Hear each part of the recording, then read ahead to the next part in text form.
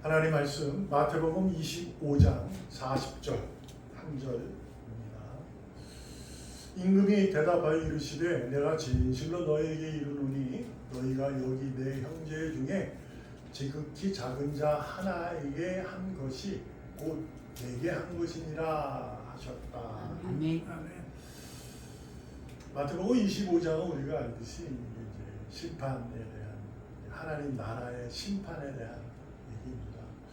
특별히 오늘 본문은 내에서는 예수님이 심판주 되시는 임금, 오늘 본문에는 인자, 임금이 됩니다.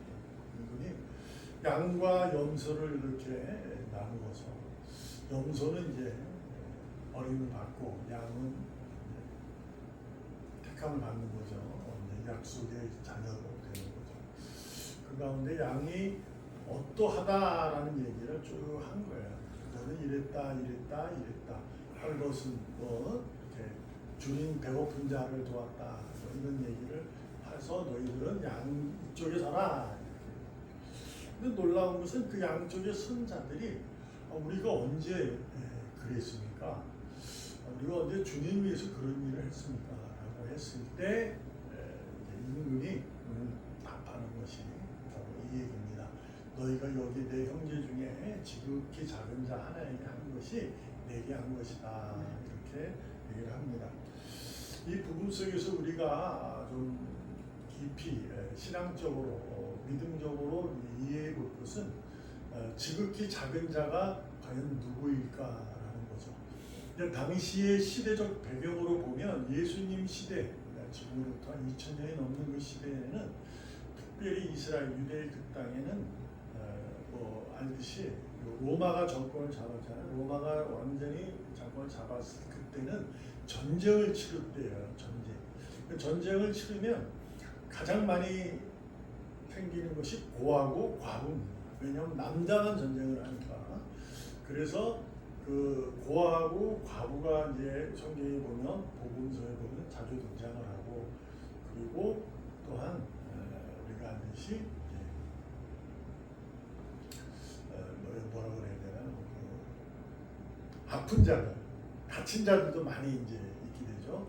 그리고 또 여자는 당시에 일을 하지 못하는 그럴 때에서 배고픔이 있고 그럴 때죠. 그러니까 과부의 아들들은 자녀들은 배가 고픈 거예요. 그럴 수밖에 고아가 됐을 때는 더 없고 그럴 때도 있었죠. 그 시대적 배경을 봤을 때 이제 그러한 의미로 이해될 수 있다고 그러죠. 그렇다 하여 지금은 뭐 그런 그 가난하게 얻고 힘든 자들에게 우리가 잘 행하지 사랑을 베풀지 말아야 된다 이 얘기가 아니라 당시의 시대적 배경으로 이해를 해서 이 문자적으로 해석하면 그런 것으로 기부하고 도와주는 것으로가 하나님의 일이다 이렇게 이해하면, 그렇게만 객관적으로 이해하면 안 편협이 되는 거예요. 이거는 시대적이 그랬고 예수님이 하시는 말씀이 심판주 되신 말씀이 무엇일까? 이것을 우리가 이해를 해보는 거죠. 근데 시대적 배경에서 우리가 올 수 있는 것은 삶이라는 거죠. 삶. 그러니까 삶은 힘든 거예요. 힘들 수밖에 없어요. 왜냐하면 정확하게 내일 일에 대한 내가 오늘의 노력의 결과가 내일의 어떠한 열매를 맺는다 이렇게 정확함이 있지 않기 때문에 그 삶이 고민되고 힘들고 외로운 거죠. 그래서 하여튼 그래도 열심히 해가지고 일을 합니다. 근데 이제 지쳐가는 부분이 생기게 되는 거예요. 더군다나 오늘의 본문 속에서 우리가 이해볼 건 사역에 대해서도 생각을 해보면 교회 일로 내가 맡겨진 교회 일로 인해서는 더 그러죠. 교회가 좀 이렇게 좀 많이 이제 도움도 하고 외적으로 많은 것이 있어야 되는데 그렇지 못할 때는 지치게 되는 거거든요. 힘들고 외로워지고 왜 나는 이러지 이런 일이 되는 거예요. 그럴 때 이제 예수님이 이제 하신 말씀을 통해서 우리가 한번 우리 삶과 우리의 사역에 대해서 생각을 해보고 한번 마음을 정해봤으면 좋겠다라는 의미로 생각을 해보려고 합니다. 오늘 제목이 이제 새로운 마음이에요. 새로운 마음은 뭐 어떤 것일까라고 했을 때는 마음이 새롭다는 거죠. 근데 그것이 이제 이게 새로운 마음이라서 다시 마음이 새로워진다 이러한 의미보다도 우리가 늘 하나님은 우리와 함께 하시기 때문에 우리에게 은혜를 매일 베푸시는 거거든요. 우리 함께 걸어줘서. 그래서 우리는 늘 그분과 함께하면 마음이 늘 새로운 자들이에요. 근데 이게 왜 다시 새로운 마음이라는 제목을 했을까? 이제 이 새로운 마음이 지치는 거죠. 지쳐서 헛 마음이 될 수가 있어요. 그래서 나는 안 되나 보다. 나는 이런 거 없다. 이게 해도 뭐 안 되네. 이런 마음이 들 때 새로운 마음이 이제 했으면 좋겠다는 의미로 또 새로운 마음 이렇게 다시 새로운 마음 이렇게 해서 이해를 해보는 거죠. 자, 무엇으로 이해해보느냐? 오늘 본문을 봅니다. 요한복음 21장 15절, 요한복음 21장 15절에 보면 그들이 조반을 먹은 후에 예수께서 시몬 베드로에게 이르시되 요한의 아들 시몬아 네가 이 사람들보다 나를 더 사랑하느냐 하시니 이르되 주님 그러하나이다. 내가 주님을 사랑하는 줄 주님께서 아시나이다. 예수님이 이렇게 말씀하세요. 이르시되 내 어린 양을 먹이라 하셨다. 이 내용을 우리가 잘 알아요. 요한복음 21장 예수님이 부활하시고 나서 도망자였던 다시 어부로 돌아갔던 그러니까 주님을 만났을 때는 새로운 마음으로 만났다가 주님이 십자가에서 달린 걸 보고 마음이 지쳐버리죠. 헛마음이 되어서 처음에 그러니까 어부의 생활로 다시 돌아가게 된 거죠. 그러니까 이 헛마음이라는 것은 나쁜 의미를 생각하기보다도 주님을 향하는 그 믿음의 마음이 이렇게 사그러지는 약해지는 중에 가서 어부 생활을 하고 있었을 때 예수님은 부활하시고 나서 제자들을 찾아오신 거예요. 오셔서 특별히 이제 베드로에게 묻는 거죠. 나를 더 사랑하느냐, 이 사람들보다, 이 세상들보다 다 나를 더 사랑하느냐 묻으니까 베드로가 여기서 고백하잖아요. 주님이 아시잖아요. 내가 주님을 사랑하는 줄 이렇게 하죠. 이게 되게 뻔뻔하잖아요, 그죠? 근데 이게 뻔뻔함이 아니라 이것은 또 전을 좀 생각해 보면 그는 닭이 우기 전에 3번을 주님께서 넌 날 부인할 거야라는 말씀을 기억하고 닭이 울어서 그는 회심에 아주 눈물의 통곡을 회개를 한 부분이 성경에 기록되어 있어요. 그래서 그는 내가 너무 잘못했다 이렇게 된 거죠. 그렇지만 주님이 안 계시니까 그래도 어부 생활을 하는 거예요. 그래서 마음이 좀 새로워지는 거죠. 근데 이제 그 마음이 이제 온전한 그 마음은 아닐 수도 있어요. 그래서 예수님이 찾아오신 거예요. 그를 징계하기보다도 오히려 그에게 삶 속에 일어나는 사역에 대해서 그에게 사명을 주는 거예요. 근데 여기서 뭐냐? 내 어린 양을 먹여라 이렇게 얘기하죠. 너가 나를 사랑한다면 그래? 너가 나를 사랑해? 그러면 내 어린 양을 먹여라. 이 어린 양이 누구예요? 지극히 오늘 본문에서 얘기하는 임금이 얘기하는 지극히 작은 자 하나 이렇게 이해하면 됩니다.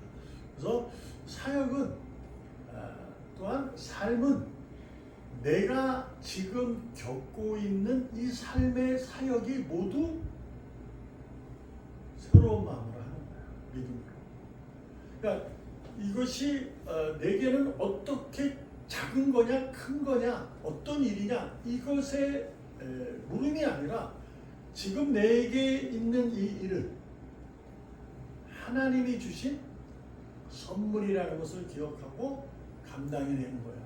근데 베드로처럼 제자들처럼 내가 그렇게도 사모하고 했던 예수님이 십자가에 붙들리니까 달려내신가 도망을 가서 했죠. 그만큼 힘든 거야. 그래서 그 경험을 한 베드로에게 내 양아 네가 나를 사랑한다면 내 어린 양을 먹여라 이렇게 얘기한 것은 네가 나를 정말 사랑한다면 내가 너에게 준 오늘의 삶과 사역에 대해서 네가 힘들고 지치더라도 너는 나를 사랑해라 이렇게 이해를 해야 됩니다. 그래야 그 하나님을 주님을 사랑하는 마음이 있어야 그 마음이 내게 새로운 마음이 되는 거예요. 그랬을 때 그 당시 십자가에 달리신 주님을 보고 도망을 쳤던 그 마음이 아니라 십자가에 달리신 주님이 어떻게 보이느냐? 무덤에서 이겨나신 주님으로 보이는 거죠. 그 새로운 마음. 그래서 내가 지치고 힘들어도 주님을 사랑하니 내겐 새로운 마음이 되어서 나는 오늘도 꿋꿋하게 내게 주어진 삶에 견뎌내는 거야. 힘들더라도. 우리는 이제 분명한 게 뭐냐면 우리는 후라는, 내일이라는, 그 나중이라는 이게 약속이 되는 자들이잖아요. 그러므로 우리가 지금 삶에 힘듦이 있다면 이 힘듦의 순간이 고통이라기보다 후에 겪을 영광을 바라보는 자들이 되어야 돼요. 그래야 이것을 견뎌낼 수 있어요. 그러니까 제자들이 도망을 친 것도 어떤 거냐? 그 고난이라는, 고통이라는 순간을 봤기 때문에 주님을 따랐던 그 새 마음이 헛 마음으로 내려앉은 거예요. 근데 부활하신 주님을 바라보고 무덤에서 이겨내신 사망을 이긴 주님을 바라보고 나자 그들이 다시 회복이 되는 거죠. 여러분과 저는 십자가에 달리신 주님, 무덤에서 살아나신 주님, 그 주님을 만난 거잖아요. 그래서 우리는 새로운 마음을 가졌어요. 그 마음은 어떠냐? 제자들이 그래놓고도 숨어서 이렇게 두려웠죠. 그때 예수님이 쑥 부활을 찾아오셔서 가장 먼저 제자들에게 주어진 것이 평강이에요. 후 이렇게 불어서 성령을 불어넣게 됩니다. 그래서 그 마음이 새로워진 거죠. 그러면서 내가 주는 평강은 세상이 주는 평강과 달라라고 하는 말씀을 해서 우리가 마음을 다시 새롭게 만들어 주신 거예요. 근데 우리가 잊지 말아야 할 것은 처음에 말씀드렸던 것처럼 주님은 우리와 늘 함께 계셔요. 함께. 그래서 우리에게 늘 은혜를 베푸시고 계셔요. 그래서 우리는 또 언제나 새로운 마음을 가진 자들이에요. 우리가 스스로 나의 삶과 사역에 대해서 그를 놓치는 거죠. 흘려보내는 게 되는 거예요. 왜 하나님은 그러냐? 당신이 약속을 하셨거든요. 구원을, 내가 너를 온전한 자로 만들 거야 라는 약속을 하셨기 때문에 당신께서 그 일을 하시는 거죠. 그래서 오늘도 우리는 가장 필요한 것, 우리가 필요한 것은 삶과 사역은 그렇게 녹록하지 않다는 것은 분명합니다. 그러므로 우리가 힘들어서 지쳐 앉아 있을 수 있어요. 그럴 때마다 주님을 바라볼 수 있는 믿음의 능력이 우리에게 새롭게 되어야 될 줄 믿습니다. 지쳐서 앉아 있고 힘들어서 넘어졌을 때 주님을 정말로 우리가 말처럼 바라본다. 쉽지는 않아요. 쉽지 않습니다. 우리가 인생을 지금까지 다 경험했잖아요. 모든 경험하면서 거기에서 내가 그래도 한 번 정도는 나에게 가장 어려운 때가 있었을 거예요. 그때 주님을 바라봤다? 쉽지 않아요. 물론 바라봤을 것지도 모릅니다. 그럼에도 불구하고 그것이 쉽사리 해결이 되지는 않거든요. 어느 정도의 시간, 뭐 이런 것이 있잖아요. 이게 필요해요. 그때 이제 내가 어느 순간에 그러자 이게 다 은혜였네. 이 순간이 와요. 그 고백을 할 때가 그 고백이 나와요. 그때까지는 이제 하나님이 우리를 이렇게 은혜를 베푸셔서 우리를 그 마음이, 헛 마음이, 흐트러진 마음이 새로운 마음 만들기 위해서 매일 하나님이 기다리시고 고쳐주시고 치유하시는 거예요. 놀라운 은혜예요. 다른 신 같으면 버려요. 너 나한테 안 해? 그럼 가. 이런데 하나님은 당신이 택한 자는 끝까지 책임을 져요. 놀라운 거죠. 그래서 여러분 쉽지는 않을 수 있습니다. 근데 주님을 손잡고 일어서세요라는 가사, 우리가 그 가사처럼 주님의 손을 붙잡고 일어나시기 바랍니다. 그래도 힘들어요. 그래도 그 손은 놓지 않는 새 마음을 가지시고 여러분의 삶 속에, 여러분의 사역 가운데 늘 행복하게 아멘. 기도하겠습니다. 주님 감사합니다. 우리 삶에 우리 사역에 있어 가장 행복한 것은 주님이 나와 함께 하기에 내가 그 손을 붙잡고 있는 것인 줄 믿습니다. 아멘. 보여지고 우리 손으로 세상에 만져지는 것이 아니라 영원한 것임을 우리가 다시 한번 깨달아 오늘도 은혜를 베풀어 새로운 마음으로 만들어주시는 주님을 그 손을 놓지 않기를 바라오니 믿음의 능력을 용기를 주시옵소서. 아멘. 예수님의 이름으로 감사하며 기도합니다. 아멘. 아멘.